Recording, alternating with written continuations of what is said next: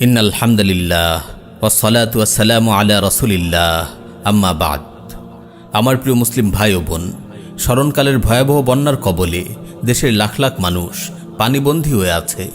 ফেনী, কুমিল্লা, নোয়াখালী, লক্ষ্মীপুর, মৌলভীবাজার, হবিগঞ্জ, বিবাড়িয়া, চট্টগ্রাম ও খাগড়াছড়ি সহ প্রায় ৯টি জেলা পানিতে ডুবে আছে। অব্যাহতভাবে পানি বাড়তে থাকায় পরিস্থিতির আরও অবনতি ঘটছে। বিশেষ করে ফেনীবাসীর অবস্থা খুবই ভয়াবহ।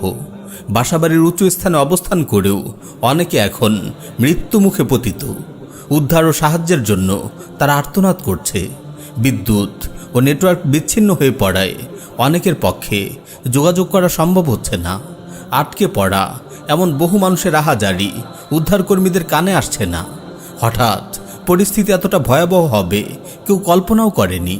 কারণ স্বাভাবিক বৃষ্টিপাতের কারণে এমন বন্যা পরিস্থিতি আগে কখনো ঘটেনি।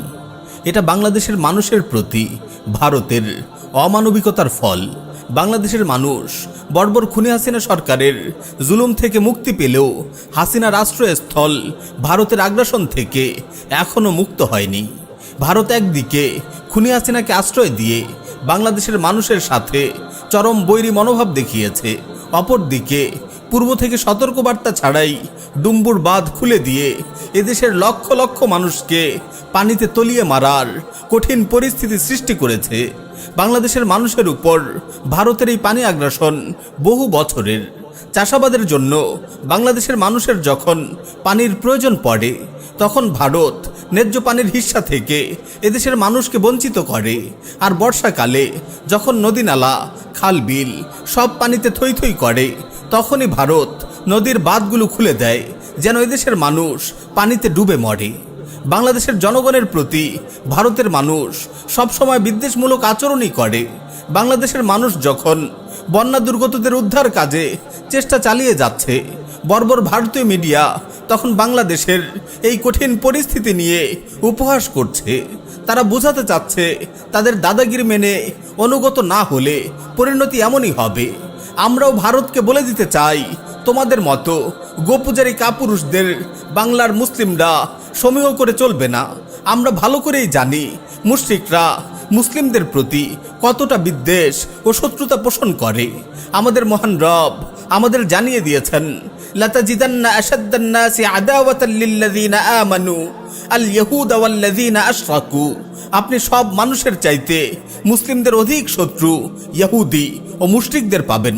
হ্যাঁ, আমার প্রিয় মুসলিম ভাই ও বোন, ভারতের মুশরিকরা ইসরায়েলের ইহুদিদের মতোই মুসলিম উম্মার জন্য হুমকি এবং মারাত্মক বিস্ফোরা। সুতরাং ভারতের প্রতি নতজানু আচরণ নয়, এদের আগ্রাসনকে ধুলোয় মিশিয়ে দিতে হবে। বাংলাদেশের উপর তাদের দাদাগিরি আর চলতে দেয়া যাবে না।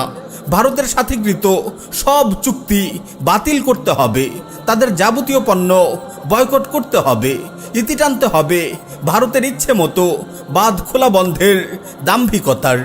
ভারত সরকার ও মুশরিকদের প্রতি কোনো প্রীতি ভক্তি নয়। এখন থেকে কথা হবে সোচ্চার কণ্ঠে। হাসিনার পতন হয়েছে, মোদিরও পতন হবে। শুধু 7 সিস্টার নয়, পুরো ভারত হবে মুসলিমদের। সেই লক্ষ্যেই গাজওয়াতুল হিন্দের অগ্রগামী সৈনিকরা প্রস্তুত হচ্ছে বিইজনিল্লাহ। পরিশেষে আমি আমার মুসলিম ভাইদের প্রতি আহ্বান করছি, আপনারা বন্যা দুর্গত মানুষদের সাহায্যে এগিয়ে আসুন। পাড়া মহল্লায় স্বেচ্ছাসেবক টিম গঠন করে দুর্দশাগ্রস্ত মানুষদের খোঁজ খবর নিন। পানিবন্দী মানুষদের উদ্ধার করে নিরাপদ আশ্রয় কেন্দ্রে নিয়ে আসুন। অসুস্থদের জন্য সুচিকিৎসার ব্যবস্থা করুন। শিশু ও বৃদ্ধ মানুষদের প্রতি বিশেষভাবে লক্ষ্য রাখুন। পর্যাপ্ত শুকনো খাবার, বিশুদ্ধ পানি, খাবার, স্যালাইন ও প্রয়োজনীয় ওষুধপত্রের ব্যবস্থা করে বন্যা দুর্গত মানুষগুলোর হাতে হাতে পৌঁছে দিন। যারা দূরে আছেন, বিশেষ করে প্রবাসী ভাইদের বলছি, আপনারা আর্থিকভাবে সহায়তা করে স্বেচ্ছাসেবক ভাইদের কাজকে আরও বেগবান রাখতে ভূমিকা রাখুন। প্রিয় ভাই, আপনি যদি আপনার মুসলিম ভাইয়ের সাহায্যে এগিয়ে আসেন, আল্লাহ তাআলা আপনাকে সাহায্য করবেন। হাদিস শরীফে রাসূল সাল্লাল্লাহু আলাইহি ওয়াসাল্লাম বলেছেন, ওয়াল্লাহু ফি আউনিল আবদি মা কানাল আবদু ফি আউনি আখিহি।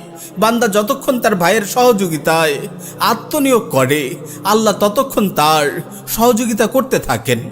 সর্বোপরি সবাই আল্লাহ সুবহানাহু ওয়া তাআলার নিকট দোয়া জারি রাখুন। আল্লাহ যেন এই কঠিন পরিস্থিতি থেকে বন্যা দুর্গত মানুষদের হেফাজত করেন। আমিন ইয়া রাব্বাল আলামিন।